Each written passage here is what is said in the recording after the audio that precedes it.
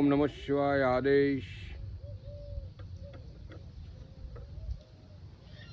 पवित्र श्रावण मास चाली रह्यो होय अने भक्तोनो आदेश थाय के बापू पवित्र श्रावण मास चाले छे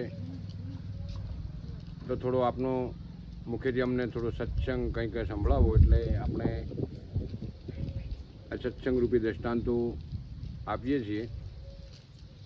काले जे प्रमाणे युधिष्ठिर ने कर्मना फलने बात करी एवी ज ज्यारे महाभारतनी अंदर भी भीष्म पिता एटले बहु पिता तुल्य हता अने महान हता पोते। ए ज्यारे कुरुक्षेत्रना युद्धनी अंदर अर्जुनना बाणोथी गवाणा अने सहस्त्र बाण एमने वाग्या अने एमने 6 महीना बाणनी पथारी पर पड्યું રહેવું પડ્યું। केम पड्યું રહેવું પડ્યું? अनुयायीओ आवीने पूछ्યું કે महाराज तमने पीड़ा नहीं थती? आ 6 महीनानी निंद्रा अने आ बाणनु पथारी पर ऊंघ्या छो कि आ शरीर छे ने शरीर ने हूँ आगला जन्म में एक राजा हतो अने एक युद्ध में हूँ उतावळथी जई रह्यो हतो अने रस्ता में एक तक्षक नाग निकळ्यो हतो। ते मैं रथथी नीचा उतरी अने ए बाण उपर लई अने मैं आम फेंक्यो। अहींया बहु जबरदस्त थुवरना कांटाळी वाड हती।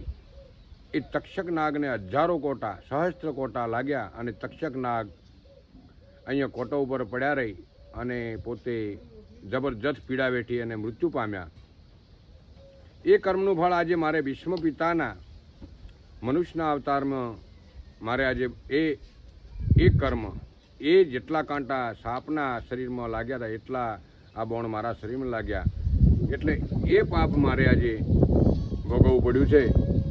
એટલે આવા મહાપુરુષો આવા ભીષ્મ પિતા જેનું નામ હોય પિતા એવા પ્રતિજ્ઞાકારી પુરુષોને કદાચ છે કર્મના ફળ આગલા જન્મના ફળ ભોગવવા પડ્યા હોય તો આપણે તો એક પામર પ્રાણી છીએ તો ખરેખર કર્મ સારું કરવું જોઈએ।